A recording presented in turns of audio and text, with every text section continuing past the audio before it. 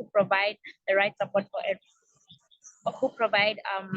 support for entrepreneurs to grow, to scale, to be profitable across different fields. We currently have 35 disciplines at the Sandbox, including marketing, HR, and today web and applications experts. We have an ICT strategy expert on the call with us today for the panel, and so many more. I can see Paul is saying he's a PR expert at the Sandbox.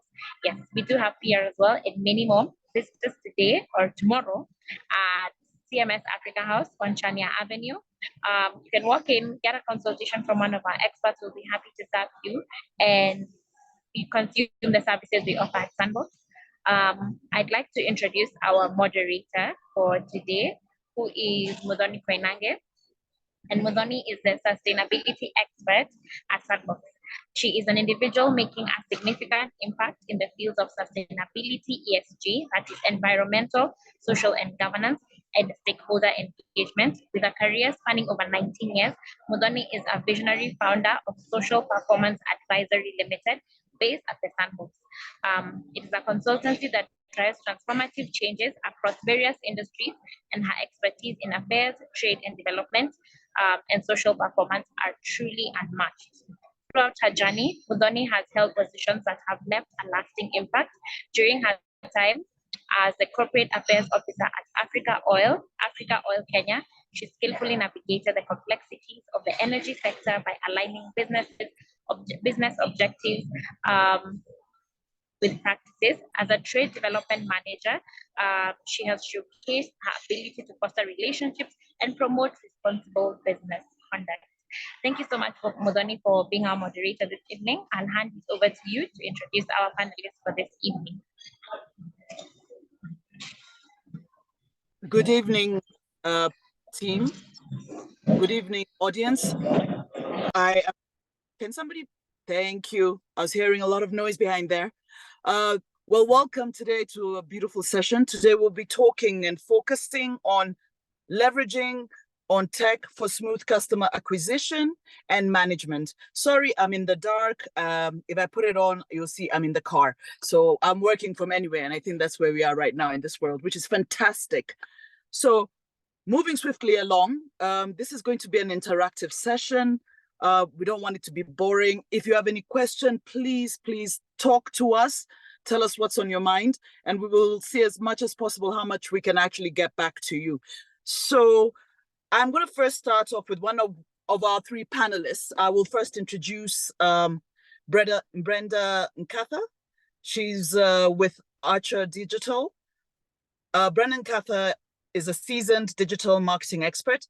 She brings over 4 years of experience to Archer Digital. Her diverse clientele across fashion, e-commerce, fintech, construction, and retail industries speaks to her ability to exceed online goals. With a foundation in sales, advertising, and marketing, Brenda transforms client visions into successful campaigns and continuously exploring new avenues for innovation. Brenda, my first question is to you. How can SMEs effectively utilize social media platforms to enhance customer acquisition and management? Thank you so much, Mudhoni. First of all, I want to appreciate the fact that I have the opportunity to answer your question, and also I'm glad to be here, and I'm looking forward to a very productive session. Based on your question on how clients, or let's say how business owners in general, can leverage social media for quality clients acquisition, one of the main things that one should learn is that you need to define the objective of why exactly is it that do you want to market your brand on social media? Is it brand awareness, or do you want to drive website traffic, or generate more leads, or customer engagement? So yeah, it's all depends on what is your main objective, and that is how you get to identify who is your buyer persona, and also it helps you define your buyer persona. And using social media as your go-to tool to get clients. Or let's say, for example, what has worked from my end, it's through the use of lead gen forms. For example, sharing content based on letting your target market fill forms. Yeah, and that will definitely help you identify like what are their preferences and their behaviors, their demographics, where are they located to. And it's more of creating a buyer persona, and that is how you get to tailor make content for them. And it will also help you target ads to the right people and also create personalized messages. For example, on Saturday is Mother's Day. So maybe what offers does your brand has for or will offer to your to moms out there? For example, if it's yoga, is there any free maybe offer for moms out there who are looking forward to maybe relax, rejuvenate, and also have like time on their own? Sorry, I'm using yoga since Bikram Yoga is one of my ideal clients. So yeah, I work well with examples. And I would say using CRM integration as well to monitor the customer interactions and also their purchase history, and especially, and especially considering the fact that repeat customers are the ones who have a chance to actually purchase your product or service again. It really works. So yeah, leveraging social media, for example, if it's a B2B brand, I would say that using more of LinkedIn as your main marketing avenue, since that is where mostly business owners are at, it could be the right avenue for you. So yeah, trying to understand your customer and your buyer persona is one main, let's say, go to objective on how you can grow your business. That I is hope I've fantastic. answered your question, Mutoni. Thank you. Oh, fantastic. Thank you so much, Brenda. Right. You've made me feel quite enlightened, and a little light bulb has come on. Now, I'm going to wait for questions to start rolling into the chat box. But while we're waiting for questions, let me move on quickly to our next panelist, who is actually is Robert Kamunyori from Touch Inspiration. Robert leads a top-notch team of developers crafting innovative applications for iPhones, Androids, and web platforms. With a background in software development and a passion for optimizing business processes, he's driven to define paradigms and integrate cutting-edge technology for efficiency. Beyond his corporate endeavors, Robert fosters holistic growth, guiding youth towards their potential. His strategic guidance in the startup ecosystem transforms ideas into minimum viable products, MVPs, cementing his reputation as a catalyst for entrepreneurial success. Welcome, Robert.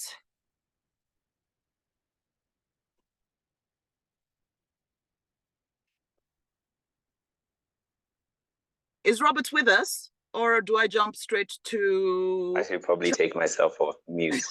Okay. Thank you, Mudhoni. Let me ask you the question now. Thank God we know you're there.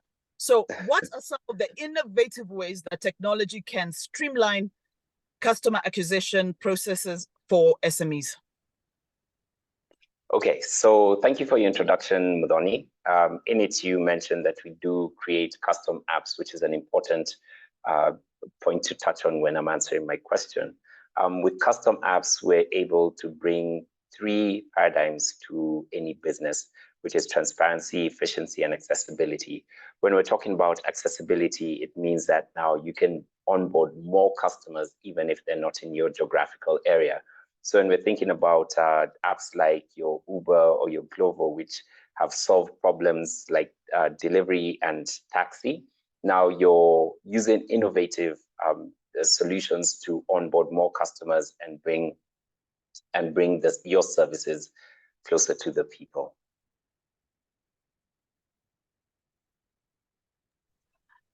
Thanks, Robert.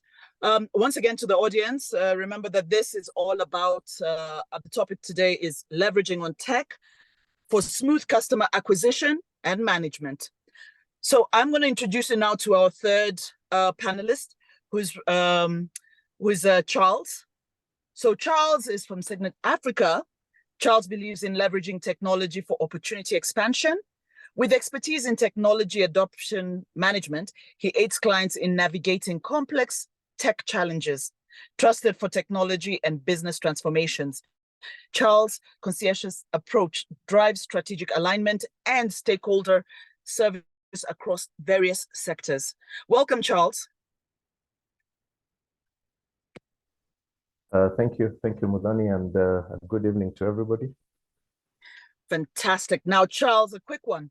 In what ways can customer relationship management, CRM, software benefit SMEs in managing their customer base?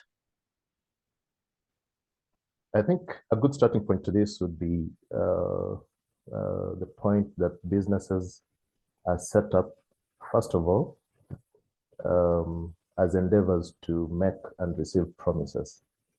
So everything that happens within a business really is about making promises to a certain stakeholder group, be it your customers, regulator, etc., or receiving certain kind of promises. So, for example, contracts that bind certain activities between parties are forms of promises. So every single business is set up for the purpose of giving and receiving promises. Now, as a global reality, the wealthiest individuals and businesses are those that can best communicate their promises to other people.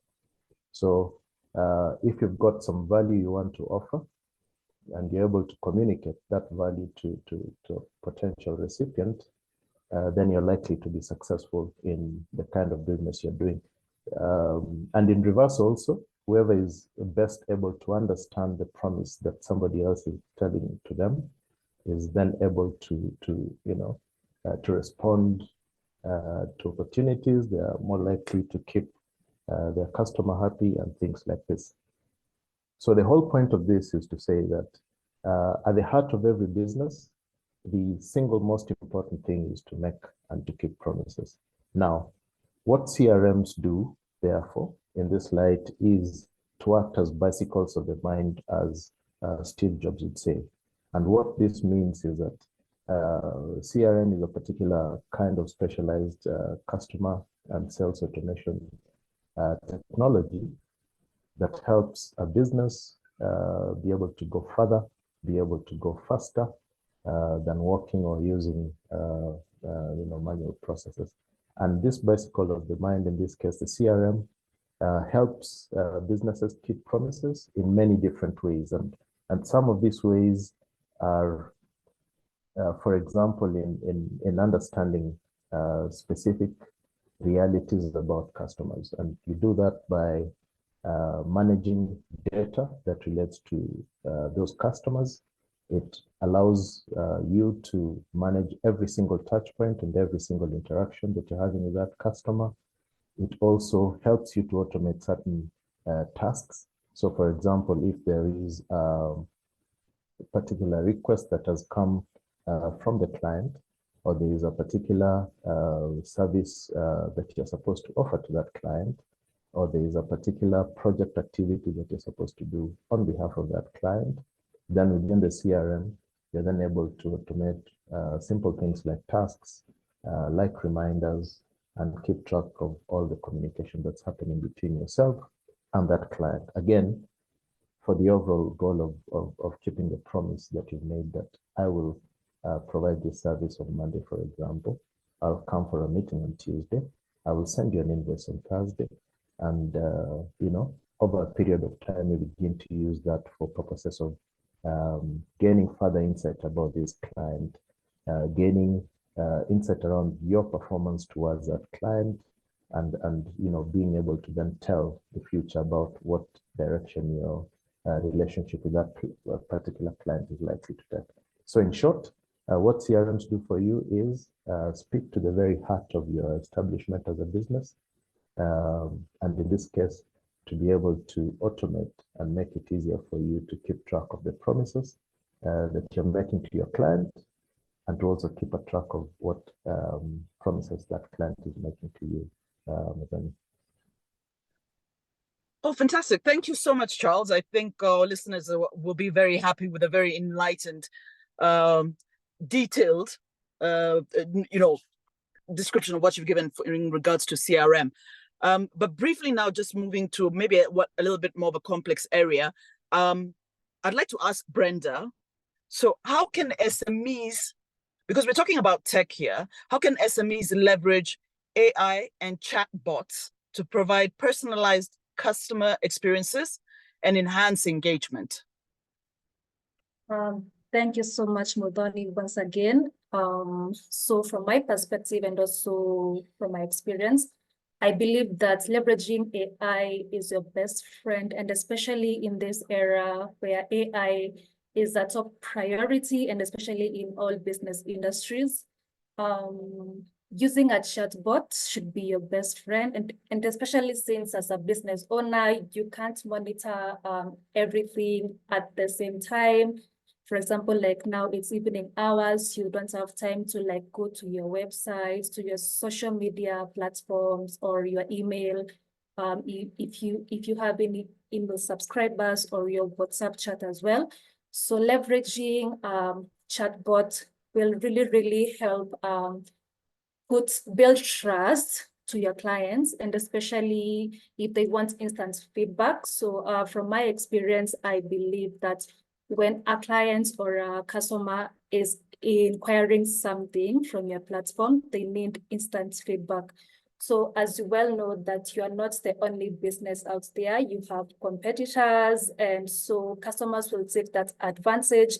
If you don't respond to them instantly, they'll definitely go to your competitors. So getting to give them that instant customer experience will also leverage your business as well, and you will be getting customers coming in. And believe you me, the chances are customers will engage more with the brand that will give them instant feedback compared to one that has the best, but they are not like being proactive in responding to their inquiries.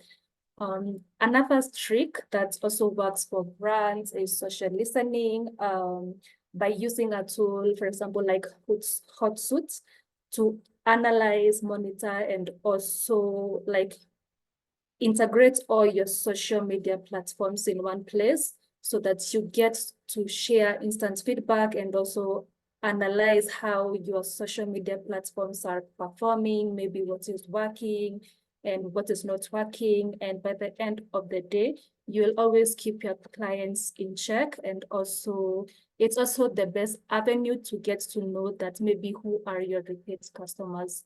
And one thing, or maybe one particular thing that really, or as a business owner, what you should know is that at this era, your clients are more informed, they are more selective, they are less forgiving. And so if you don't put your time and effort to get to know what are their needs at once, then it's not going to like work out for your brand. And so leveraging more of chatbots and also social listening really helps businesses thrive in this AI era. I hope I've answered your question, Muthoni. Yes, you have, Brenda. I'm actually quite excited because I absolutely am fascinated by the AI. It just my mind, totally blows my mind. And I think it's a niche, and it's an area that needs to be explored further by every single business, especially for SMEs. It would really help them. So my next question now is also around the area of automation tools, and I'm going to direct this one to Robert. Robert, how can automation tools assist SMEs in nurturing leads and converting them into loyal customers?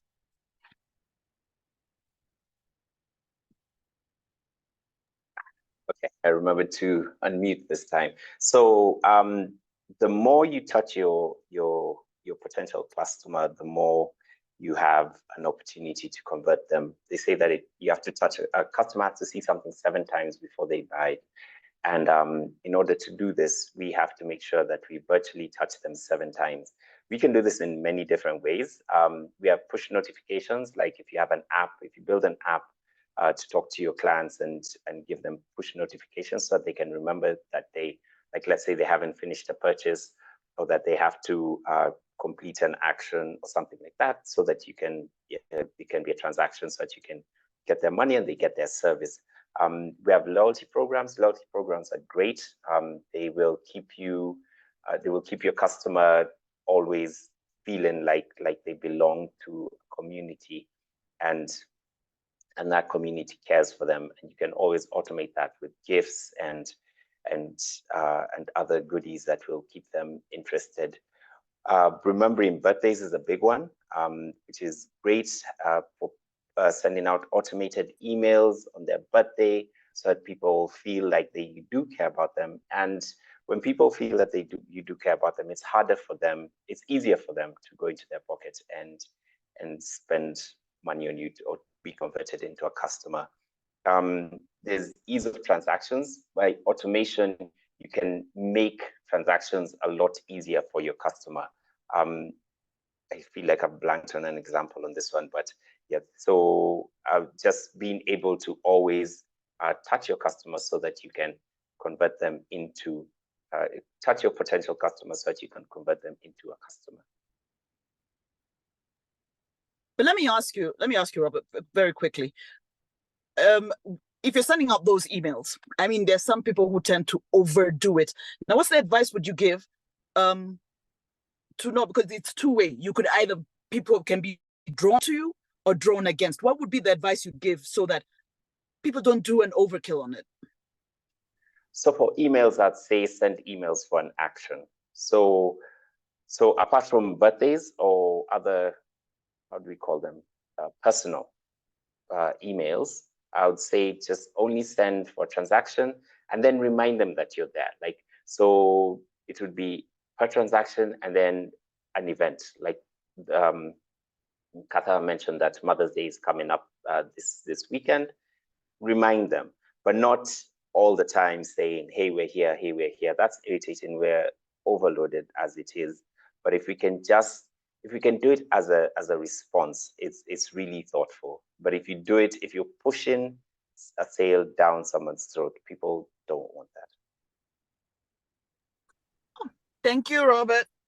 That was very insightful. Thank you. I'll remember not to be pushing too many emails out. Not really good for the business.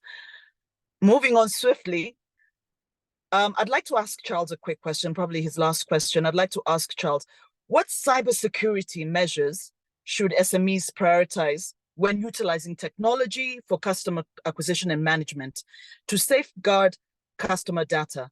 We know there's been a lot of issues around how data is handled generally and also about privacy. What would you advise SMEs?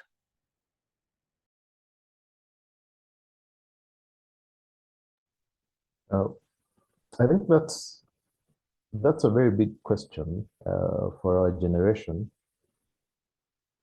And I'm sure for most of us that use social media, you will recall a case, I think it was in 2019, if I remember correctly, about Facebook and Cambridge Analytica.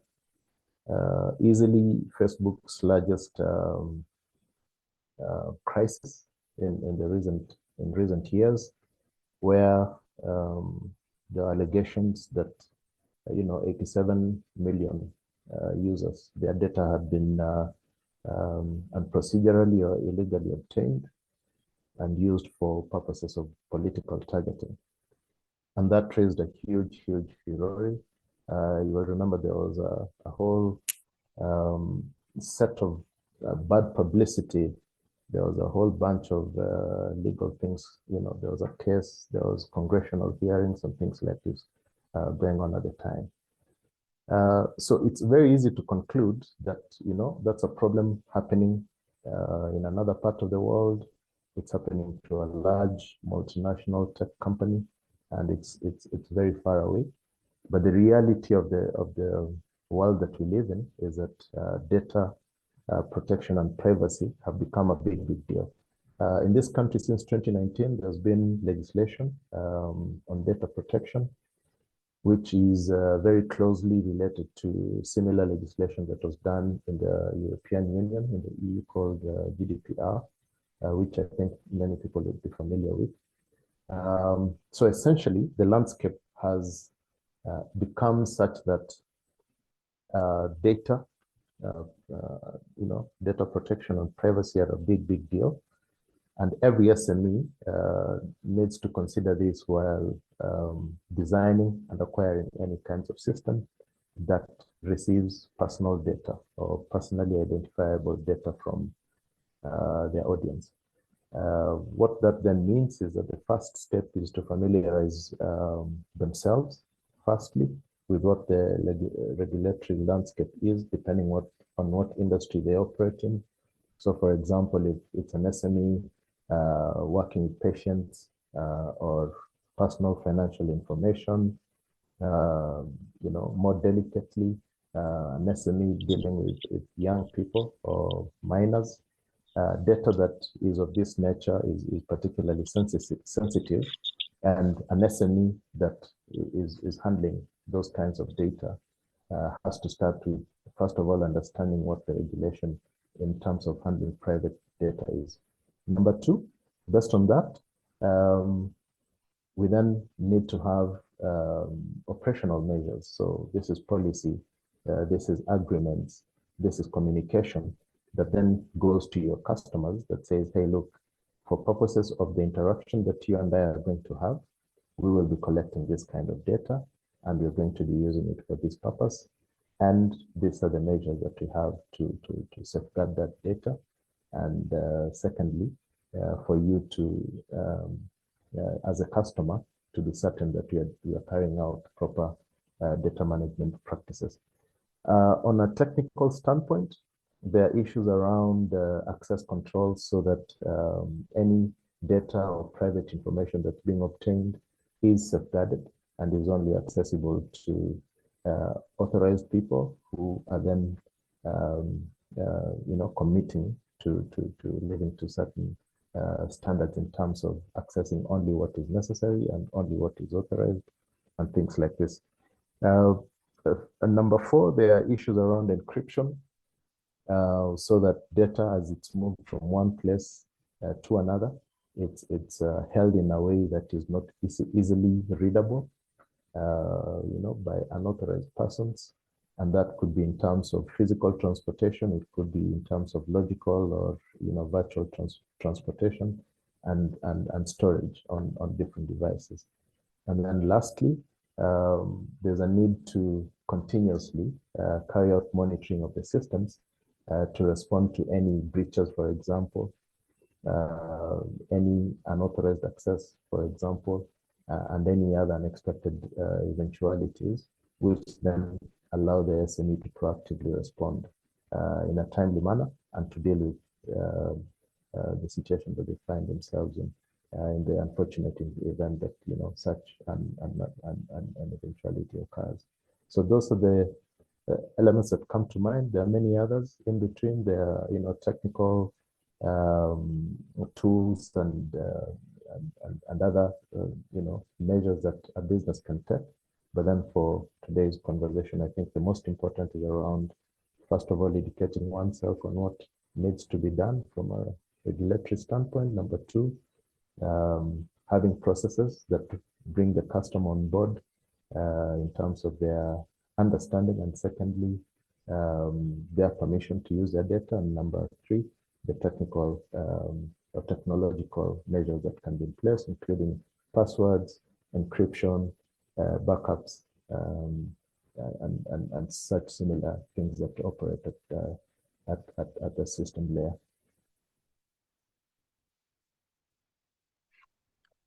Oh, thank you so much, Charles. By the but I just one quick one. What are the first steps would you advise for SMEs in terms of the bare minimum? What do they need to read on, or what do they need, at least what can they use as, the 101 of, cybersecurity?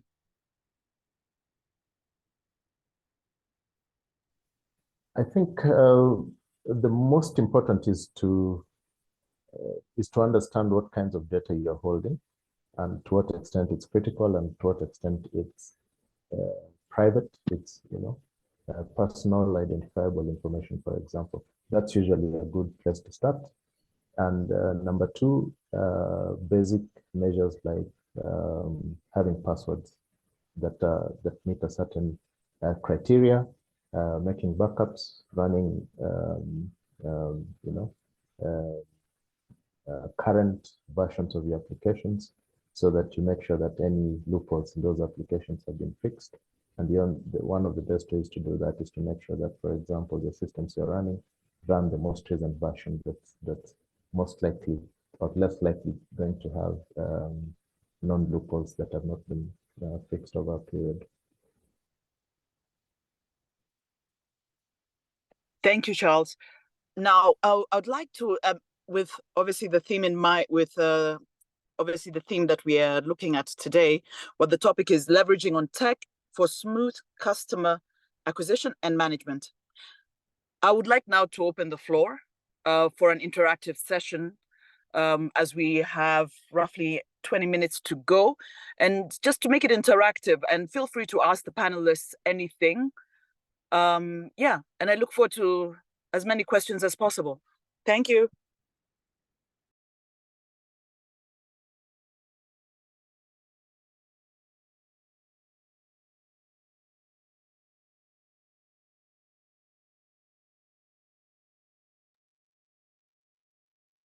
I'm wondering if our panelists did such a brilliant job that there are no questions. I am utterly shocked. Maybe what I can do is probably ask the panelists one last question, and it's more to do with what would your advice be? And I mean from a real life example, meaning something that either you've gone through or you've seen even a client go through. When it comes to leveraging tech, what is a key no, a don't do? Brenda, we can start with you. Sure, we can. From my experience, I believe that being consistent with what you're doing, and especially from the social media point of view, it really, really matters. Always listen to your audience. It's all about what they want. They don't care about what services or what products you're selling. It's about what solutions do you have for them. So never ignore any comments or inquiries. Even negative comments are always a selling point. And always follow up on your lead gen list. It's always about following up on your customer database. And that is why utilizing the CRM really, really helps you integrate and break down on who your specific clientele is. You may have a specific clientele in mind, but then based on the algorithm, since now we are all at the masters of the algorithm, it's always best to study and keep on doing analytics. Let's say one common mistake that business owners do is that they just post for the sake of posting, just to be active on social media and hoping and praying to acquire clients. But one thing that you should know is that analyzing data and monitoring will help you achieve the numbers that you want. And as much as you have organic clients and repeat customers, it's always good to, let's say, test the waters, run ads regularly, since you don't know, maybe you have a different kind of different buyer persona that you can use specialized messaging and you get clients. So yeah, it's all about being consistent and actively monitoring the performance of your brand online. and also try a different kind of, or let's say have a little bit of context diversity in terms of playing around probably with videos. Maybe your target audience resonates well from videos. Maybe you have different clients who love interacting more on long form videos, carousel posts, graphics. So yeah, be on social media. It's all about trying different avenues since different buyer personas and they resonate, and try to localize your brand and also try to find how best you can engage with a specific buyer persona. The way you market to let's say middle class clients is not the same way that you market to a high-end client, or the same way that you market, let's say maybe to moms. Is not the same way you market to bachelors. So yeah, content diversity is key, and monitoring how your posts are performing will give you the best results, and also to help you to improve at a near future. So yeah, it's all about trial and error. So yeah, you can never go wrong with social media as long as you try different ideas and different avenues. Thank you. Fantastic. Thank you so much, Brenda. Your advice always very breathtaking, very wide in breadth. Now, I will put the same question. I mean, Robert, what do you say?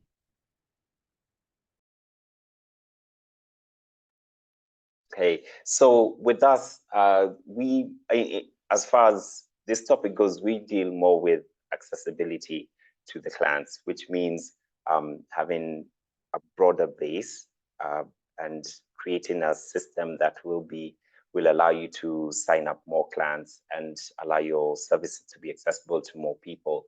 One mistake that I find people having is, is that they don't imagine the possibility of what they're able to do, especially when building custom software. You can really go as far as you want to go. You can get as creative as you want to get and reach all the customers you want to do. So that you want to reach. So one of the things that I do encourage is that when people walk in and I talk to them, I encourage them to really just think out of the box and tell us what they want to achieve. Like, there's no limits into what they can achieve. So they should really just imagine their biggest want, and we can help them reach out and achieve that customer base that they're able to achieve through building custom software and streamlining their processes. Charles, do you want to put a very small note in there? And if possible, so I've seen there's one question, but Charles, let me first get your feel on this, on the don'ts, and then we can move on to the question posted on the chat. Yeah, so I think the principle really is to start where you are, in the sense that a lot of people imagine that tech is complex. It's not always complex. So if today your need is to use SMS or WhatsApp or spreadsheets or email on Gmail as your starting point, then the most important thing is to start. So the converse of that is not to get caught up in analysis and the paralysis that comes with that. And just take action based on where you are, and then build on that over the long term. I think that would be my take on this one, Mudhoni. Okay, super. So before we move on to this question in the group, I first have to, I know you got there are freebies and people didn't know about freebies. So luckily for today's session, there's a freebie, and the freebie that is being given is actually a free assessment of your business for a suitable CRM system. So we have, the panelists are willing to help you look at your business and actually, find out which is the best CRM system for you. So take advantage of this freebie. This is what's on the line. Now, I think we'll move straight on into the question that is actually in the chat box, which is focused on, a business owner comes into to have a chat and says that he has an issue with keeping up with his tasks and so forth and so forth. He is a creative and a lot of things slip his mind. What would the panel give as advice on how AI can help with these struggles?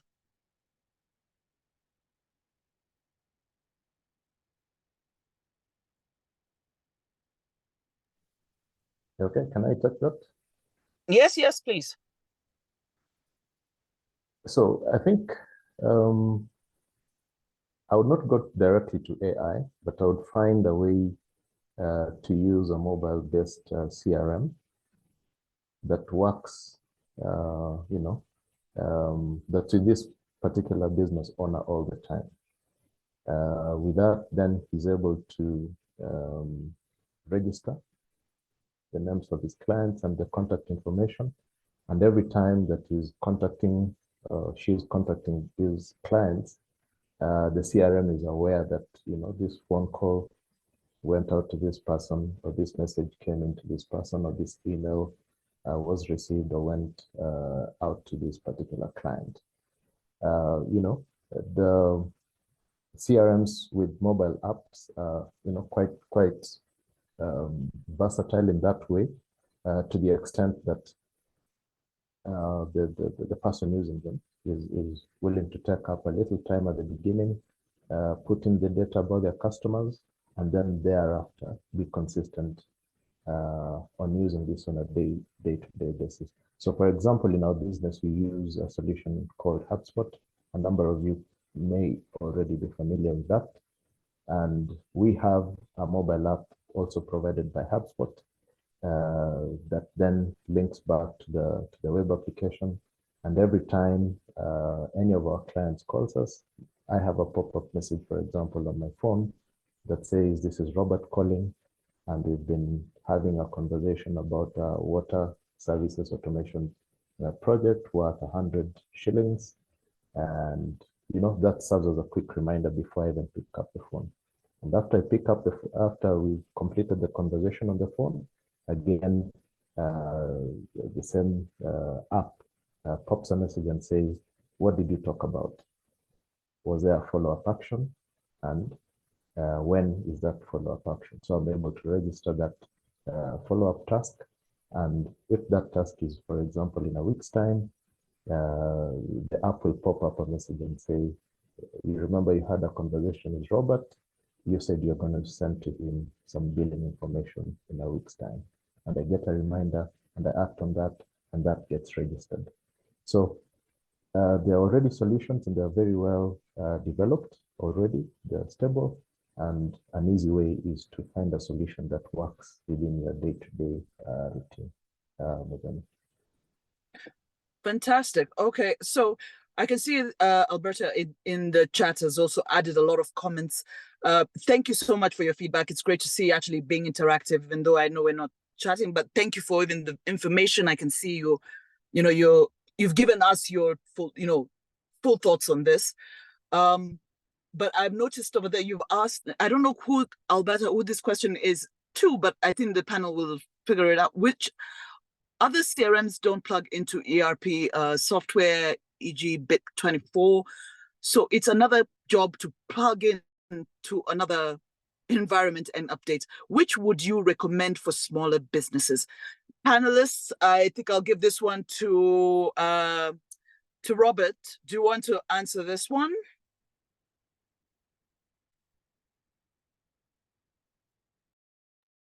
Oof, that's I think the most popular one is the one that Charles Simba mentioned, which is HubSpot. At Touch Inspiration, we use Fresh Sales as our CRM. That's just to track our sales. So it's another job to plug into an environment. Okay, super. Thanks, Robert. Brenda, do you have anything you'd like to add on? I'm just cautious. I can see our time is slowly moving by when we're having so much fun. So Brenda, do you have something you want to add? No, just to echo what Robert and Charles have shared. So yeah, HubSpot, even from our end, and also from, it's the best software that I think it's user-friendly, both mobile and computer-friendly as well. And even beginners or techies can use that, can leverage that. I think it's the best software to go. Fantastic. So as we wind up, and before I quickly, I roll over the roll back to, I give Wendy back the baton, I would like to thank you all so much for coming through today. And I would like to tell Alberta, congratulations on winning a freebie, you lucky person. So I hope you enjoy the session with the panelists as they help you, go through and find which CRM system works best for your business. Wendy, I'd like to hand, it back to you. And panelists, thank you so much for giving us your time and your invaluable knowledge and of experience, and you know what I mean. But for today, thank you so much. Wendy, back to you.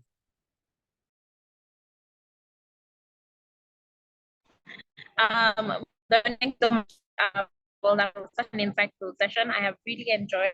I've learned a few things here and there that I think we can all take to implement. Just before we wrap up, Paul, please make sure you fill in. There's a Google form that has been shared in the chat by Emily from our team at Sandbox. Please make sure you fill it in to claim your session with the panelists that we had today. That is Robert, the web and applications expert. That is Charles, the ICT strategy expert, and that is Brenda, the social media strategist.